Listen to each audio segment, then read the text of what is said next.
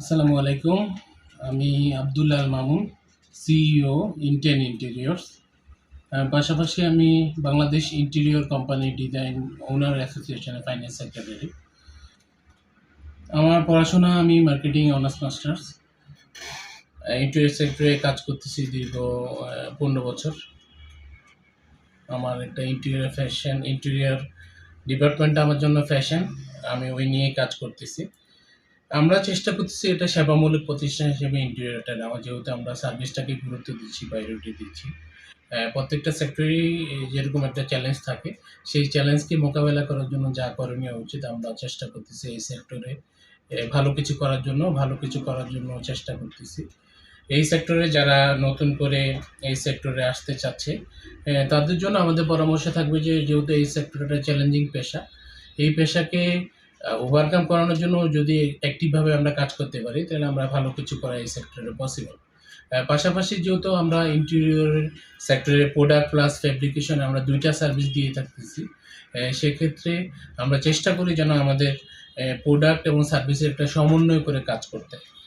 এই সেক্টরে যদি আমরা বলি যে এই সেক্টরে আমার প্রতিষ্ঠান, আমরা ইন্টেন ইন্টেরিয়র্স আজকে ২০১৭ থেকে লঞ্চ করে আজকে ২০২৪ পর্যন্ত কন্টিনিউ করতেছে। আমার ৩ টা আউটলেট এখন বাংলাদেশে। আমার মহাখালী, যেটা interior sector total all over market বাংলাদেশের, এখানে আমার একটা আউটলেট আছে।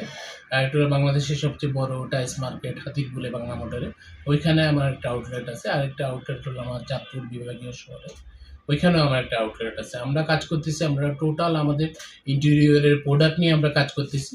পাশাপাশি ইন্টেরিয়রের সার্ভিসগুলি দেওয়ার চেষ্টা করতেছি, যে প্রোডাক্টের প্রপার সমন্বয়টা কোথায় কোথায় করা যায় সে নিয়ে আমরা কাজ করতেছি। বেসিক্যালি আমরা যদি আজকে এই সেক্টরের সম্ভাবনাময় যে দিকগুলি দেখতেছি, আমরা চেষ্টা করতেছি ইন্টেরিয়রটাকে একটা সবার একটা স্বপ্ন থাকে যে আমার বাসা, অফিস বা আমার যেই আমি যে প্রতিষ্ঠানে আমি অফিস করতেছি, যেখানে আমি থাকতেছি, ওইটা আমার একটা ড্রিম। ওই ড্রিমটা আমার হাতে তুলে দিচ্ছে আমার ক্লায়েন্ট।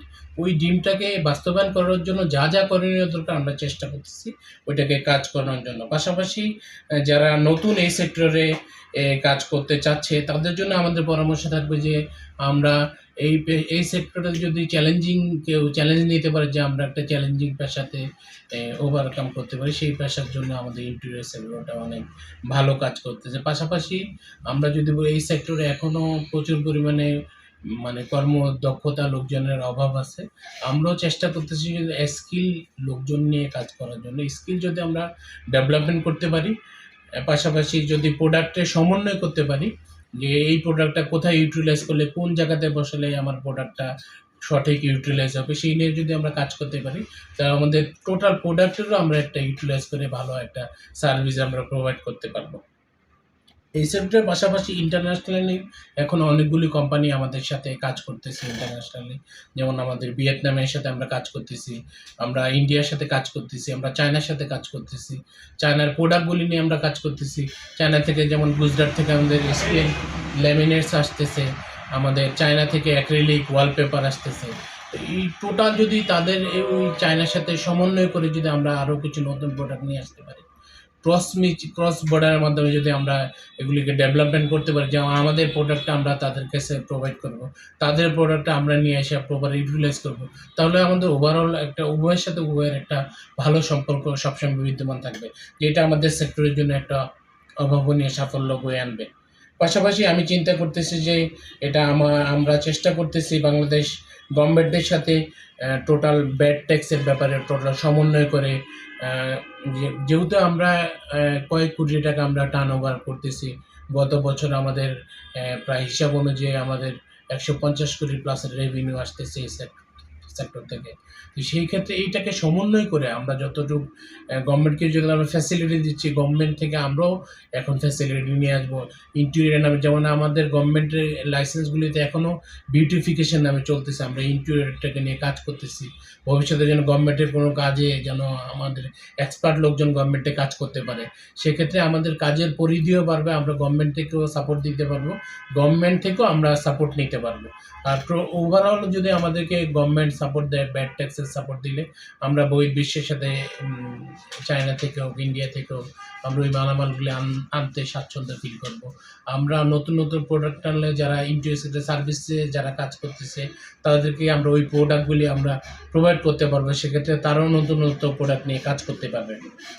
বেসিক্যালি এই জিনিসগুলি যদি আমরা সমন্বয় করতে পারি, টোটাল আসলে এই সেক্টরটা একটা সমন্বয়ের মধ্যে নির্ভর করে, একটা ডিজাইন থেকে শুরু করে একদম ফেব্রিকেশন পর্যন্ত টোটাল যে সমন্বয়টা, এই সমন্বয় যদি আমরা ধরে রাখতে পারি, ফ্লোটা ধরে রাখতে পারি, তাহলে ইন ফিউচারে এই সেক্টরটা একটা বাংলাদেশের খুবই ভালো সেক্টর, রিয়েল এস্টেটের সাথে এই ইন্টেরিয়র সেক্টরটা ডেভেলপমেন্ট সেক্টর হিসেবে বিরাজ করবে, এটা আমরা আশাবাদী। আসলে ইন্টেরিয়র অনেকের একটা ভুল ধারণা আছে যে ইন্টেরিয়র মানে মনে হয় অনেক টাকা খরচ হয়ে যাচ্ছে, অনেক কস্টলি, অনেক এক্সপেন্সিভ প্রোডাক্ট দিয়ে কাজ করতে হবে। আসলে কিন্তু এইটা না, এটাকে আসলে বাজেট অনুযায়ী ক্লায়েন্টের একটা মডিপ অনুযায়ী আপনি 10 ফিট বাই 10 ফিট একটা রুম 100 স্কোয়ার ফিট আপনি চাইলে 10,000 দিয়েও ডেকোরেশন করতে পারবেন, চাইলে আপনি এটাকে 1 লাখ দিয়েও ডেকোরেশন করতে পারবেন, চাইলে আপনি এটাকে একটা জায়গা দিয়ে আপনি চিন্তা করেন যে আমি 10 ফিট বাই 10 ফিট একটা রুম অল্প খরচে আমি ডেকোরেশন করব, সেটাও কিন্তু পসিবল। আপনার চুজের উপরে অনেক কিছু ডিপেন্ড করবে। পাশাপাশি আরেকটা ব্যাপার আমাদের আজকে এইটা আমরা অনেকদিন যাবত রিসার্চ করতেছি, কথাবার্তা হচ্ছে যে ইন্টেরিয়র মানেই মনে হয় এটা ক্লামজি আবদ্ধর মধ্যে থাকবে, এটা বদ্ধ ঘরের মধ্যে থাকবে, বা এটার মধ্যে কোনো ইকো ফ্রেন্ডলি থাকবে না, এটা মধ্যে আগুন ধরার প্রবণতা থাকবে। কিন্তু আসলে এটা সম্পূর্ণ ডিপেন্ড করে ক্লায়েন্টের চয়েসের উপরে। যেমন আমরা সিলিং ম্যাটেরিয়ালস যদি আমি চিন্তা করি, সিলিংয়ের মধ্যে আমি যদি একটা সিলিং ম্যাটেরিয়াল দিয়ে উদাহরণ দিই আপনাদেরকে, সেটা হলো যেমন আপনি এখন আমাদের ফায়ারপ্রুফ বোর্ড চলে আসে, বুটান পার্টিকেল বোর্ড আছে, পাশাপাশি সিমেন্ট ফাইবার বোর্ড আছে। এটা যদি আপনি সিলিং করেন, এখানে ফায়ার অ্যাবজার্ভ করবে, এখানে ফায়ারের কোনো বালাই থাকবে না। কিন্তু আপনি যদি চিন্তা করেন আমি এখানে অন্য কিছু ইউজ করব, সেক্ষেত্রে আপনার ফায়ারের সম্ভাবনা থাকতে পারে। পাশাপাশি আমরা ফ্রেমিংগুলি, যেমন আগে ক্লায়েন্টের চয়েস হলো ফ্রেমিংগুলি কাঠের ফ্রেমিং দিয়ে করবে, আমরা ওইটার বিকল্প এখন নিয়ে আসছি ফারিং চ্যানেল, অ্যালুমিনিয়াম চ্যানেল আছে, ওইটা দিয়ে আপনার বিল্ডিংয়ের ওয়েটও কমে যাবে, আপনি চাইলে এটাকে ওয়েটও কমাতে পারবেন, চাইলে এটা দিয়ে ইকো ফ্রেন্ডলিভাবে কাজ করতে পারবেন। আরেকটা ব্যাপার হলো আপনি যদি মনে করেন যে না আমি আমার বিল্ডিংয়ের ভারসাম্য রেখে অ্যাবজার্ভ করে আপনার ওয়েট অ্যাবজার্ভ করে আমি কাজ করাবো, সেটাও কিন্তু পসিবল। সেই জন্য সব কিছু ডিপেন্ড করে ক্লায়েন্টের সাথে সমন্বয় করে আমরা ইন্টেরিয়রের মাধ্যমে আপনি কিন্তু ভালো ফোকাস নিতে পারবেন, যেটা ক্লায়েন্টও সুবিধা পাবে, যারা কাজ করে তারাও সুবিধা পাবে। ওভারঅল উভয়ের মধ্যে সমন্বয় করে কাজ করলে এই জিনিসটা সুবিধার মধ্যে থাকবে। আরেকটা ব্যাপার হলো ক্লায়েন্টের যে একটা ডিমোটিভেট ধারণা আছে, বোধহয় মিস্ত্রি দিয়ে কাজ করলে আমার মনে হয় অনেক টাকা সেভ, কিন্তু ওই মিস্ত্রি দিয়ে কাজ করে যে তারা তো এক্সপার্ট না, তখন তারা আমার ক্লায়েন্টকে যেভাবে বুঝায় ক্লায়েন্টও ওইভাবে বুঝতেছে। কিন্তু ওটা যদি আমরা এক্সপার্টের মধ্যে চলে আসি, একজন এক্সপার্ট লোক দিয়ে কাজ করে, সে কিন্তু আপনাকে বলবে যে আপনি এই ম্যাটেরিয়ালসটাতে এটা ইউজ করেন না, এইটাতে এইটা করেন না, তাইলে আপনার ওইখানে বাজেটও ফ্রেন্ডলি থাকবে, পাশাপাশি আপনি ফলপ্রসূ পাবেন। কারণ একটা মিস্ত্রি তো সে জানবে না, তার উচিত সে বোর্ড কাটবে, সে টাকা নেবে, কিন্তু একজন আর্কিটেক্ট, ডিজাইনার বা যারা ইন্টেরিয়র এক্সপার্ট যখন যাবে, তখন সে আপনাকে বলবে যে বাথরুমের ওয়ালে আপনি চারকোল ইউজ করেন, বাথরুমের ওয়ালে আপনি পিভিসি ইউজ করেন। কারণ একটা পর্যায়ে যেহেতু বাংলাদেশে বা ওভারঅল অনেক জায়গায় বালিতে প্রবলেম হয়, সেক্ষেত্রে ওয়াল ড্যাম হওয়ার পসিবিলিটি থাকে।